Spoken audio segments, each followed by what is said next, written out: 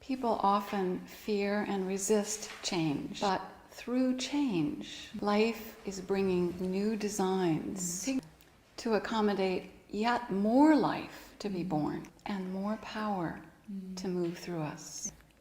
Heaven can only pour as much power through anything as the design supports. This is a natural principle, and we see it even in electricity. For example, in the US, mostly we have 110 volt wires and appliances. But in Korea, mostly you have 220.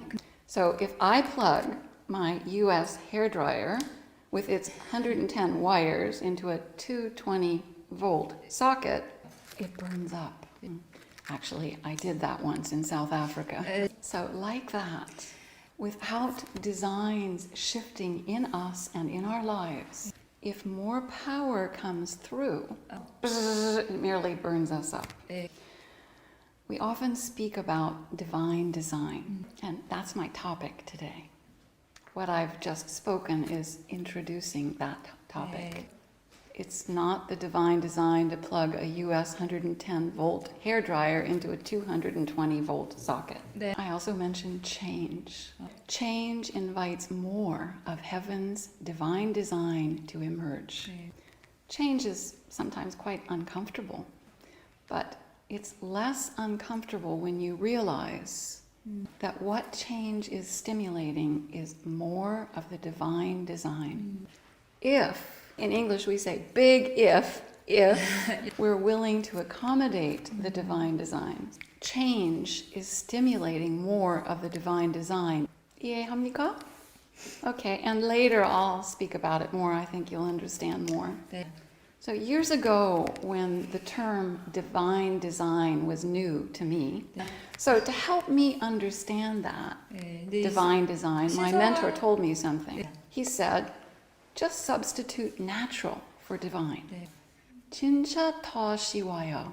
Is that right? That was so much easier. In nature, we can readily see the divine reflected. So if it's helpful to you, whenever we say divine design, and we often do say it, you can just think, 자연 design. Natural design. Is that right?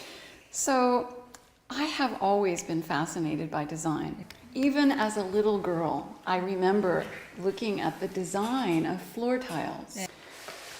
Much later, I came to understand that design is what allows things to work well.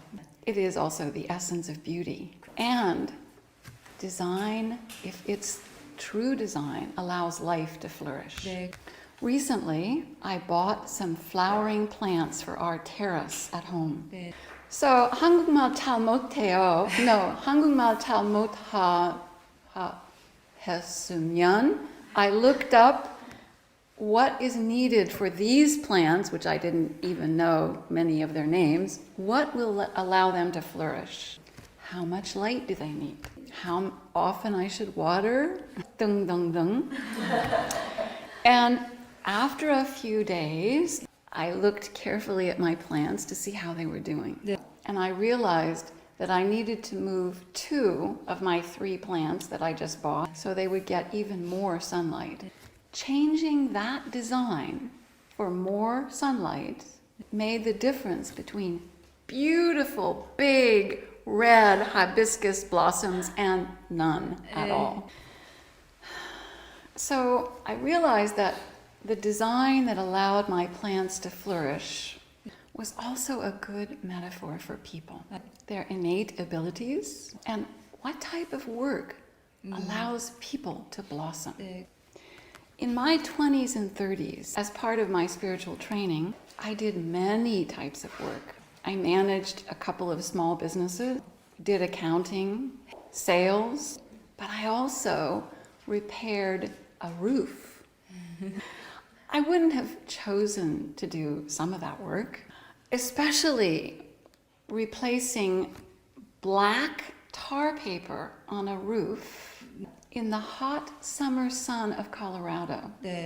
But my help was needed. It wasn't the type of work I'm designed for, but doing it required me to access greater strength and will. In the long run, that helped me to bloom more flowers.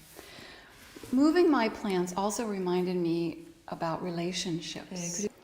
How close are people meant to be to each other? How often should they see each other? My mentor Tom, again, told me something that helped me understand how important this is. In his 20s, there was a woman who loved hearing him read his poetry. He fell in love with her. But when he brought up the subject of marrying her, she replied, Tom, 사랑해요, I love you. 하지만, but, okay, pretend this is tea. I don't think I could stand you for a steady cup of tea. Yeah. So the divine design includes the right distance between people. With some connections we have, with some people we connect maybe every week or two, and we find that connection increases life and energy in both.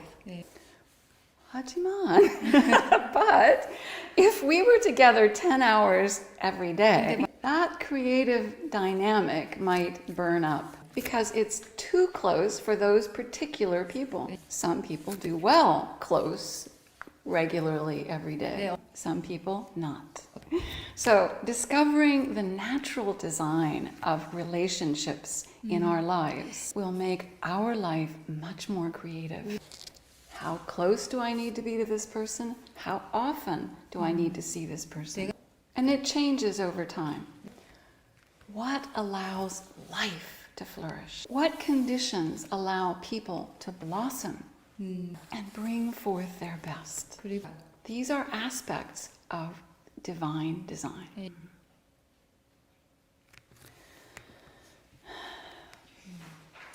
So when life brings change, which it does regularly, doesn't it? If we are conscious of the divine design, we can make adjustments more easily instead of resisting the adjustments. And those adjustments, making those adjustments, increases our creativity. So the real purpose of change is to bring more of heaven's divine design. But how we see and handle change determines whether it will be creative or destructive. Depending on our choices, it will either bring integration, greater beauty and more creativity, or disintegration. We'll see things breaking down. Now, we all know that disintegration at times is needed for the new to emerge. Like now in winter and the leaves are falling, there are many natural cycles to renew life. Okay, earlier I said you can substitute the word natural for divine to understand divine design. Do you know that many inventions are actually projections of designs that are already within us or nature? Recently, I heard on the news about robots scientists are making that emulate geckos, because geckos have the ability to attach themselves to an object while moving very fast. When we leave this planet, ordinary glue and tape don't work. Most adhesives do not work in space. Even suction doesn't work in space because there's a vacuum. But geckos are designed to cling to things using the attraction between molecules. So, scientists and engineers are designing robotic gripper hands that are inspired by geckos. While I was looking up more about that than I heard on the news, I found another interesting article. And it actually said, I'm going to quote what it said, "Inspiration from nature has changed the way humans approach a problem." This was an article about a multidisciplinary team from Georgia Institute of Technology in Atlanta. They're sponsoring a competition. So the competition is inviting people to create a nature-inspired innovation that combats climate change.